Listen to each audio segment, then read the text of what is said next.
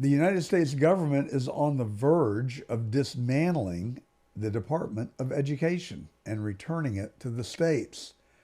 Education is ever present in the news and on the lips of every parent with school age children. Our guest today is Sam Sorbo. She is the author of Parents' Guide to Homeschool, Making Education Easy and Fun. Sam, that's a compelling topic. I never felt like my education was easy, and I probably wouldn't have described it as fun. Then again, Yeah. I wasn't a very good student in those days. I've somehow figured out how to get my act together by the time I got to college, but how do you make it fun, and why are you an advocate for homeschooling? Well, first, let me ask you, did you study radio broadcasting or media in college? I did, actually, and that was public speaking, and those were courses that I gravitated towards. Right. And so, how did your elementary and high school education feed into those courses? Oh, it was reading, writing, and arithmetic, Right. and a pretty long ruler that my teacher seemed to favor me with. Yeah. So, basically, you spent 13 years, K through 12, studying things that didn't interest you, which is why you thought it Bingo. was hard and not very interesting, right? Boring. Absolutely. And that's what we're getting wrong these days. And we've been getting it wrong for a very long time. They got it wrong for me. They got it wrong for most of my peers. The school paradigm where you sit in a classroom and get lectured to and regurgitate for an exam suits maybe I think I'm being generous here, maybe 10% of the population, but the other 90% are underserved in the schools. They are actually abused by the school system because they don't fit in. And in fact, I heard on Joe Rogan, he was talking with, I think it was Brett Weinstein, another powerhouse brainiac person, right? And they were talking about how they were both divergent. What we call divergent is somebody who doesn't quite fit the norm.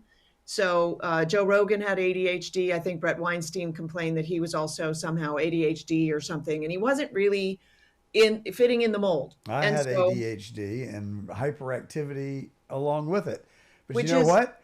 It's not all bad because I got more energy now than any one of my 72-year-old friends. right. So this is my point, is that you were labeled as problematic because you Mhm. didn't fit into their box.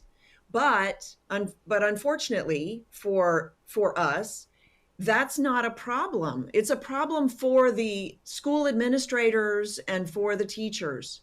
But for life, it's actually a superpower.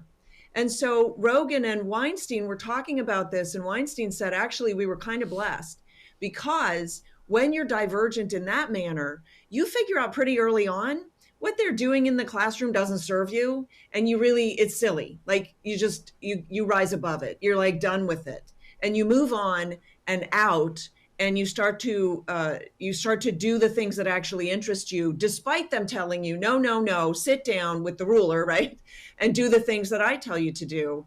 And so we've been doing this to our kids for a very long time. So you started with, we're disbanding the Department of Education. Unfortunately, I don't see that as doing anything really to help children in schools. And in fact, we're talking a lot these days about school choice, which we have already. But for some reason, they're trying to sell us on this idea that we don't have school choice. But if the government funds it, we will have more choice, which you and I both know is a lie from the pit of hell. If the government funds it, you will get less choice. It might appear as if you have more choice, up front, but in the long run, you will have less choice, which is what we're seeing in our great state of Florida. They implemented the PrEP Act, and the Step Up is one of the programs, and you can apply as a homeschooler or as a person who doesn't want your child in whatever this public school is, and you can get $7,000 or $8,000 from the government. And you can think that there are no strings attached, but there are always strings attached. And so the first year, they just gave out the money. But the second year, in order to qualify, you had to do some testing. And I will tell you that eventually, if not, sooner rather than later, the testing will be online. You won't be able to access it. You won't be able to see the questions that they're asking your children. And those are strings that are attached. And there is massive data mining for these kids. And it's actually a very dangerous thing. The other thing is, if you're a homeschooler and you take the money, you're not a homeschooler anymore. You no Yeah. longer qualify as a homeschooler. You are now under the jurisdiction of the state, which is the reason that you left the school in the first place, is you didn't like what the state was doing to our so-called education. Well, now you have three children. We had the privilege of speaking with Braden on the program, and what a fine young man that you have raised with some really strong foundational values that came out through the course of our conversation. So I compliment you, and I know you're proud Thank of you. him. But now, tell us about your other two children. How old are they, and did you homeschool all three of them? So I homeschooled all three. Braden went through second grade at our cute little public school before I realized that they were not accomplishing what I consider to be education, which at that time I thought education was academics. It's not. This is what we're getting wrong. A third, maybe, of education is actually academics. But what you realize after, it took me a decade to realize this. So I had three kids. I started with third grade, first grade, and then, preschool, basically. What you realize is the academics, first of all, they don't take the whole day. And secondly, if you don't teach character, you're never going to get anywhere with academics, because character is what tells the child that the academics actually have value. Otherwise, the academics may not be that interesting to the child. The child's not going to devote himself. And let's face it, we won't learn anything that we don't first purpose to teach ourselves. So you can bring a horse to water, you can't make him drink. You can put a child in a classroom, you cannot make him learn. He has to first be interested in learning. And that interest either comes coerced or it comes naturally. And initially, the learning always comes naturally. We've all met 2-year-olds. They're full of questions. Why? How come? When? Where? What for? What's that? Right? And then by the time they hit school at 5 or 6 and they're told, sit down and shut up, you may not ask a question unless you first ask permission to ask a question. That's a deterrent. It's a deterrent to learning that we apply to our children in our schools. That's abusive. So by the time they finish kindergarten or first grade, they're done. They're like, these people don't really want to teach me anything that I want to know. Why am I bothering with these people? It's a source of, I'm sure, intense frustration for children, not to mention all of the other things that happen in the classroom. Is Braden your oldest? Braden's my oldest. He's 23, and I'm sure you talked to him about his second book, which is called Embrace Masculinity. We did. We had a great conversation. So, did you know the responsibility that you were assuming when you decided to homeschool Braden? And it must have gone pretty well, because then you homeschooled your other two children. But that sounds like a tremendous amount of responsibility and an obligation that I don't know that most parents are willing to take on. Um, So it's actually it's less education and it's just parenting. And what's sad is our parents are way too apt to outsource the parenting of their child to the schools, and the schools are not capable of accomplishing the parenting of children.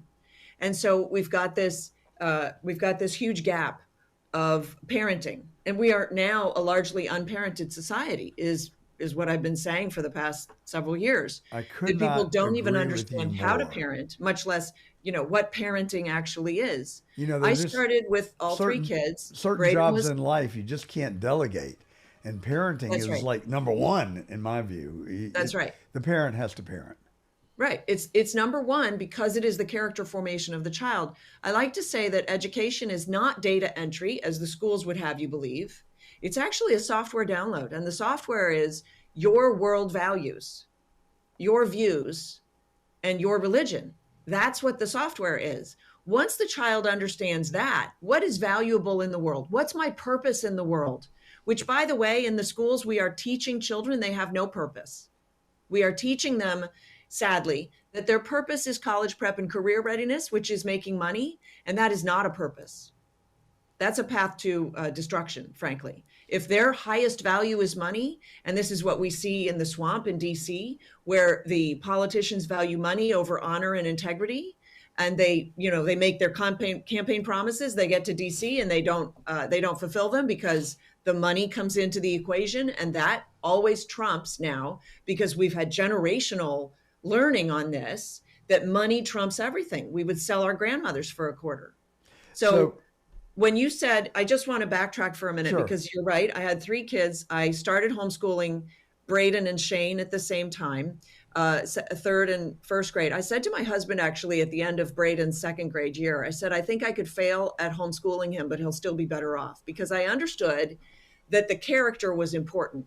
And the character that was coming home from school was a perversion of what my young man could be.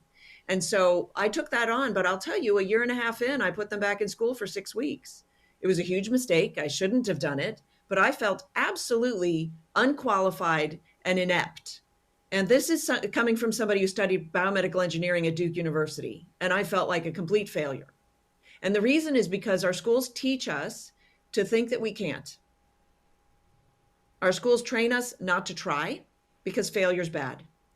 Our Well, schools so, train us not to read, because the teacher read it, she'll tell you what's in it, and all you have to do is regurgitate it for the test. all Our right. So schools are I'm training us thinking not to be educated. I'm thinking in order to homeschool someone successfully, there has to be some sort of a roadmap. I think we would call that a curriculum in school. Is there a curriculum that you picked up or Yes, adopted for homeschooling your kids? the parent is the curriculum. Well, what Try to about wrap your head around that. well, what So about reading, children want writing, to and be, arithmetic? I mean, what I get about what it? you're saying. Character is Children, ever number one, but don't you need foundational skills to do basic reading and arithmetic and being able to write? Aren't those important skills to acquire? well, of course, but you're putting the cart ahead of the horse. What I'm saying to you is the character of the child is much more important than those skills.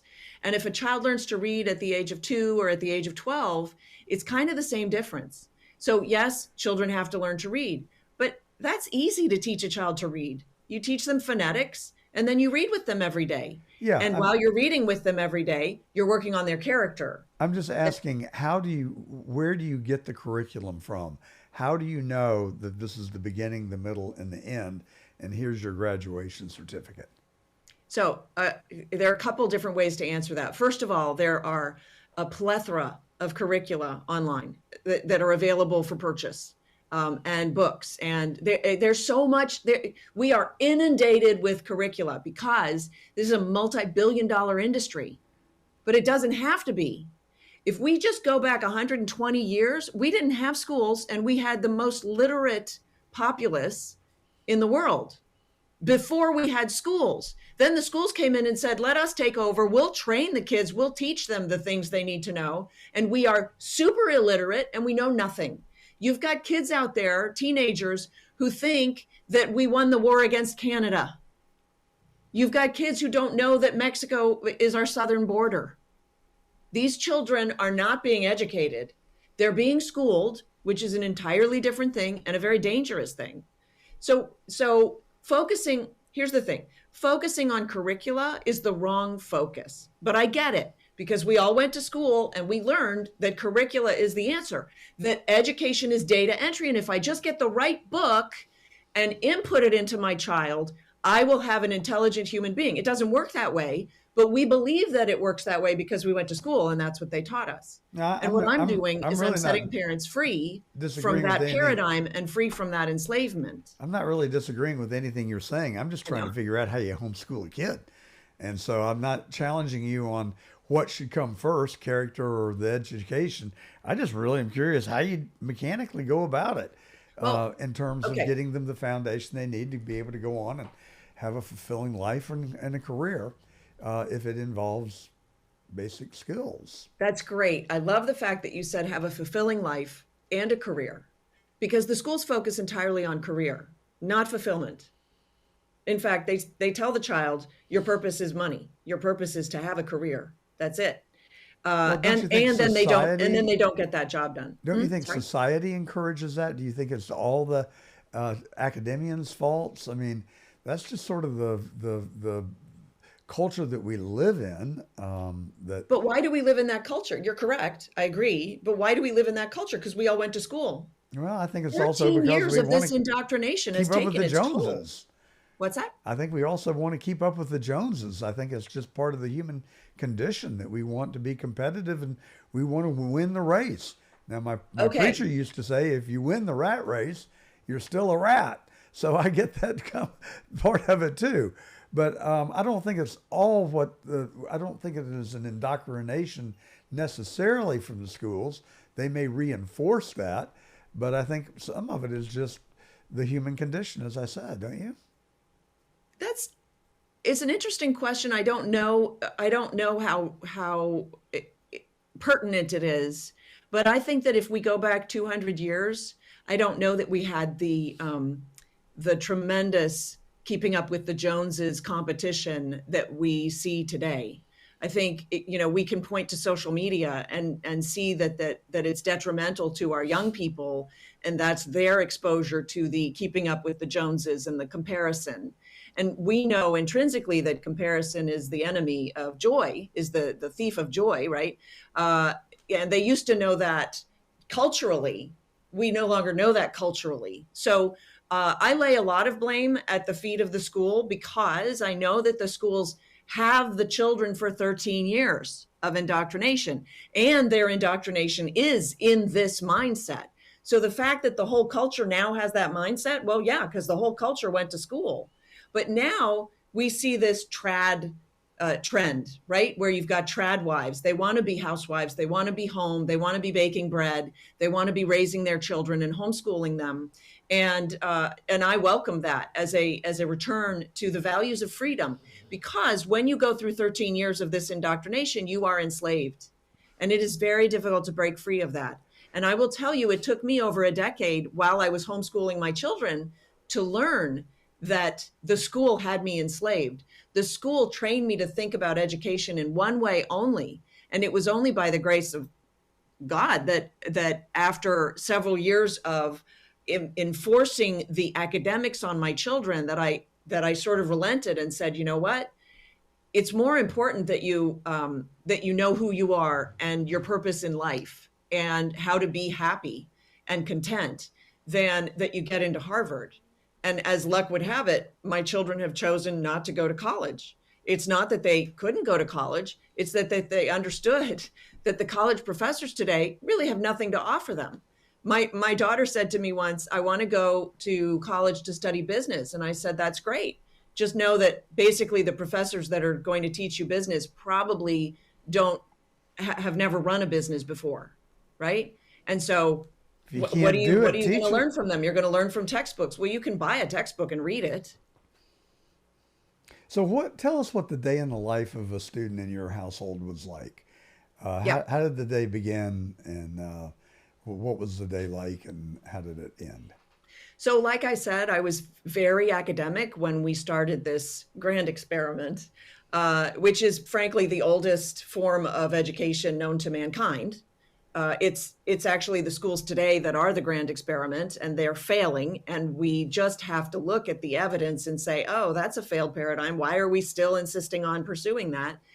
In my school, the kids would come down, and by 9 o'clock, they needed to be seated at the kitchen table, ready to get started on work. So breakfast had to be finished. I didn't want them getting up and going and getting breakfast while we were talking. We would start the day with some Latin, some prayer, and then we would go into our grammar curricula, which you mentioned curricula. I had Shirley Grammar, which is a grammar curriculum that I absolutely adored.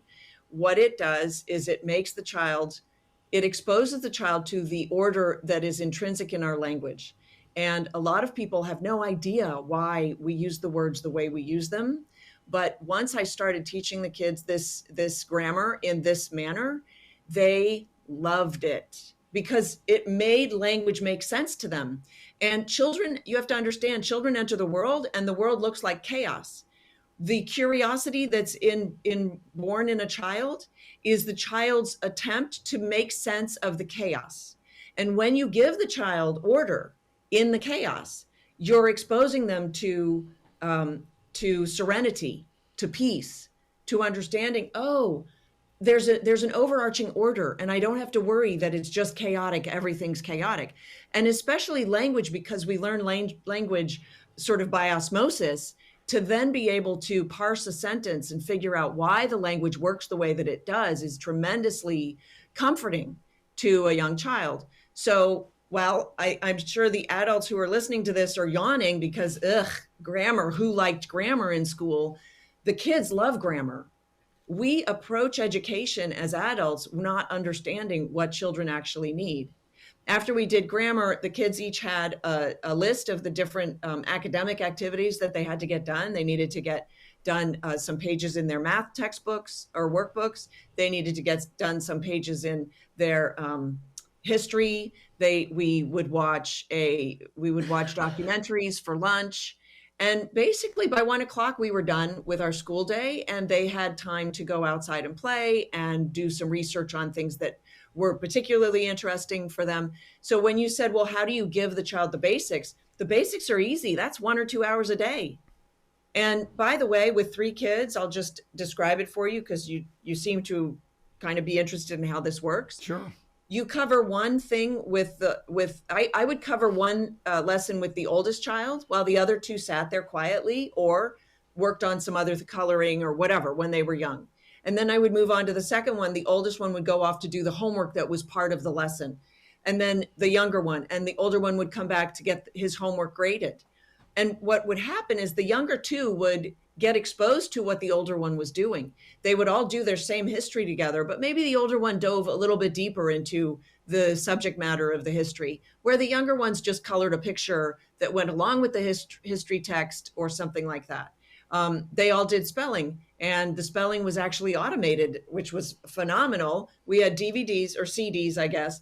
They would listen to the spelling words, they would write them, they would grade their own papers, they would show me their papers, they would rewrite the words that they got wrong correctly 5 times, and then they would move on the next day and do basically, I think the spelling work that they would do the same lesson, they had to get it 100% 2 days in a row, and then they could move on. And they all advanced. It's just not that difficult to homeschool. It's just not that difficult. But we all went to school, and so we think, oh my gosh, that's hard, and I'm not trained, right? And that's the way we feel about everything. I can't replace a toilet. I'm not trained. Guess what? Go to Home Depot. The guy at Home Depot will tell you, this is how you replace a toilet. You go home, you follow instructions, you're done. Or you It's can just not watch that a difficult. YouTube video these days. Yeah, fair The enough. source of all knowledge. So, one thing that occurs to me, and I did ask Braden about it, I understand that academics, character, I'd heard you talk about it without identifying it explicitly. I think you do have a benefit in education of learning discipline. I needed that lesson, and so now I've learned to be self-disciplined. But if someone doesn't provide you that structure, I think it's going to be awfully difficult to become self-disciplined. But the other component that strikes me is socializing the child. How do you ensure that your homeschool child is properly socialized and learns those important skills for later in life? What if the child doesn't want a social life? Nobody ever considers that maybe the child is not that interested in having a ton of friends. I had 2 children who each only wanted 1 friend. You could not convince them to get more friends. They didn't want them. They had no interest in having more than 1 friend. Braden, on the other hand, has over 2 million followers on TikTok.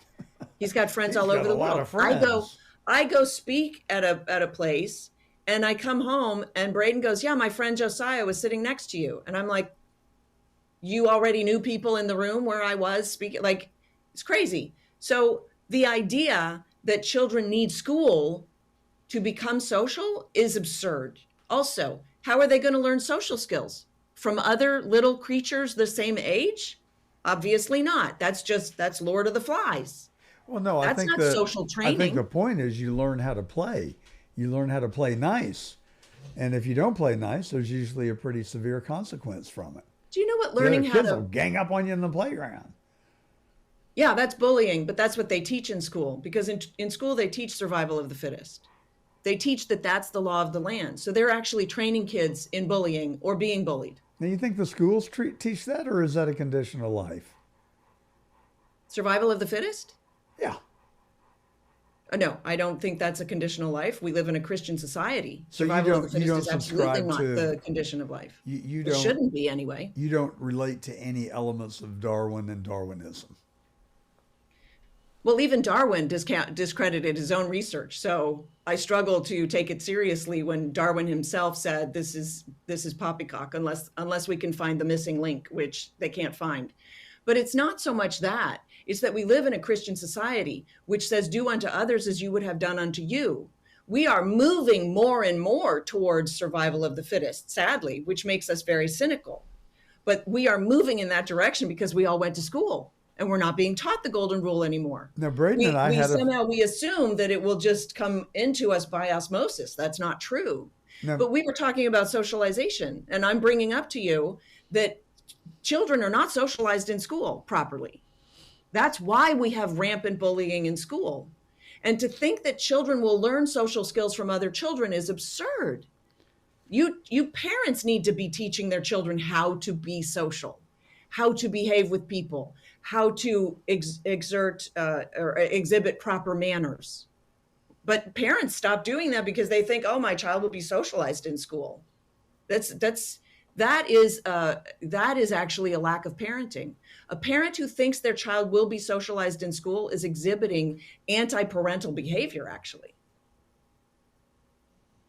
well, I understand your point. I'm not sure that I'm fully there, frankly. I think that learning how to get along with others requires being with others. I just don't know how you acquire Right. those Okay. But skills what unless you practice them. It's like you're making an well, hang assumption. on. It's like telling you someone you I want you to be a star basketball player, but I only want you to go shoot free throws by yourself. I just, I have a slightly different perspective than you do on But it. And also Braden and I had a slightly different conversation and in the context of his new book about the demasculizationing of men.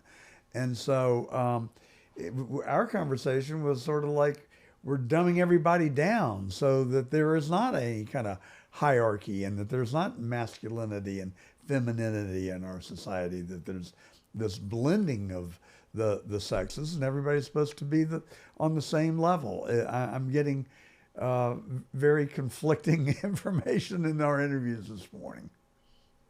well, you asked me about socialization, and I pointed Yes. out to you that children aren't effectively socialized by spending a lot of time with other children.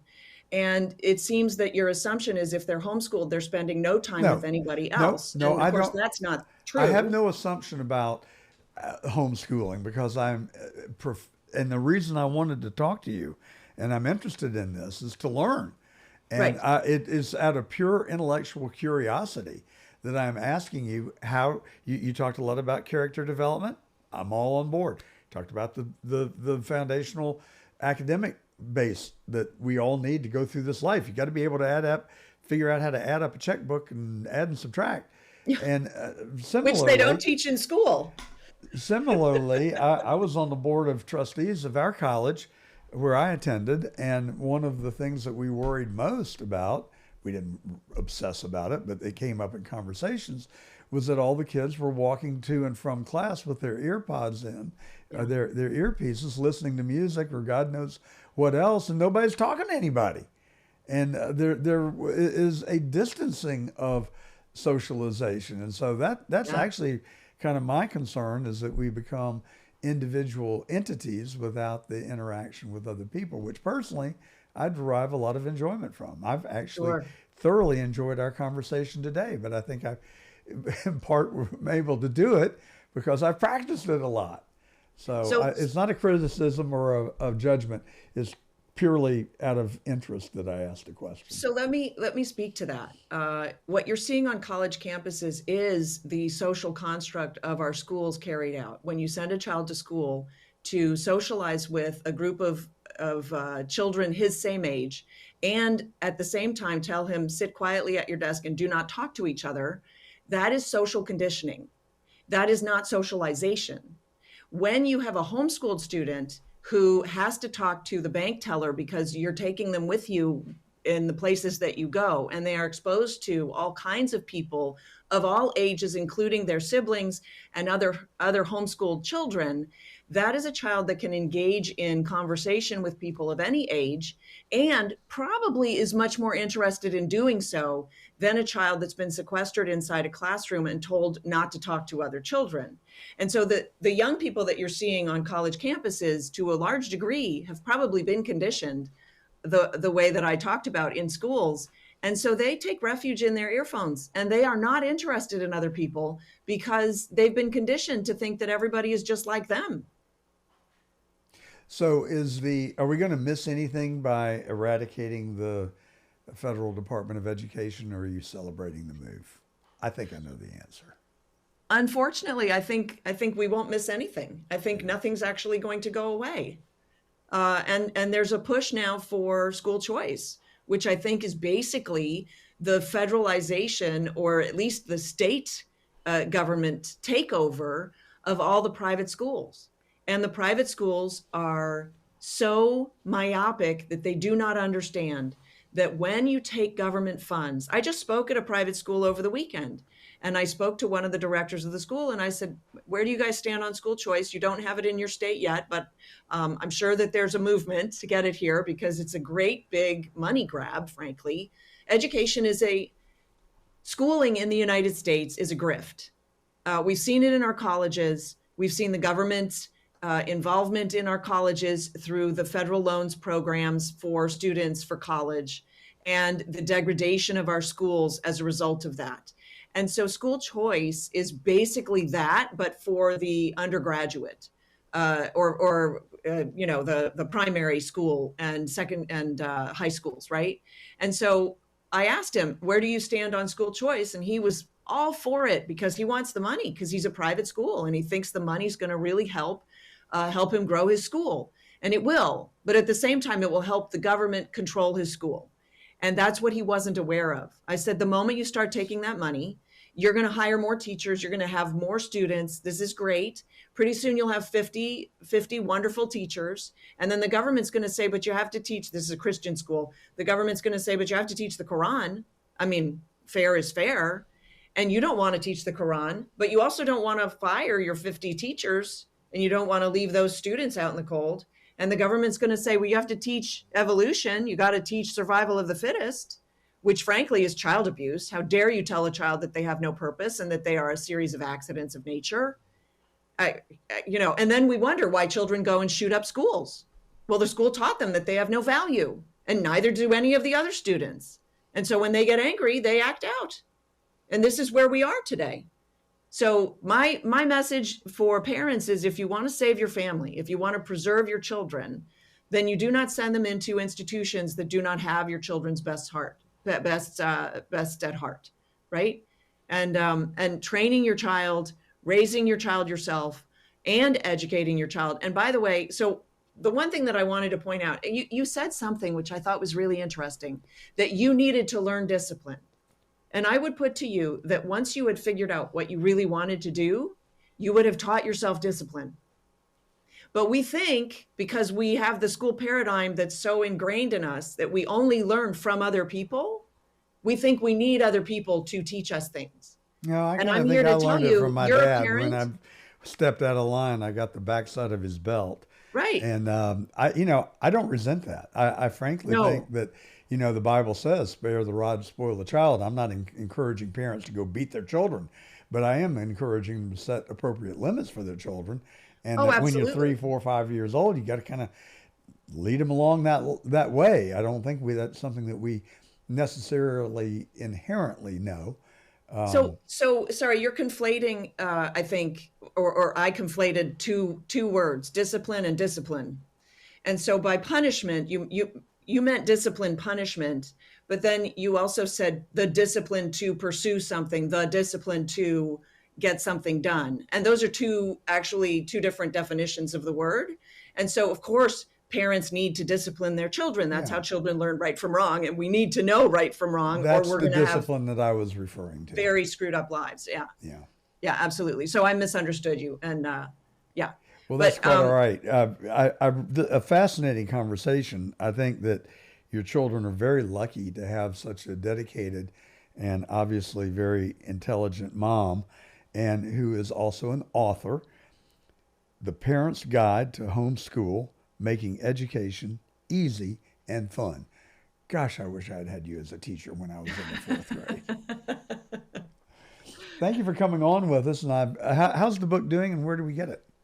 Oh, the book's doing great. I encourage people to go to sorbostudios.com to order theirs. And by the way, sign up for our newsletter. That's how we stay in touch with people, because we know social media is doing some strange things like taking people down, stuff like that. Well, thank you so much, and thank you for your time today. It's been an engaging conversation. I've thoroughly enjoyed it, and I hope you have a nice rest of your weekend. Thank you. You too. God bless.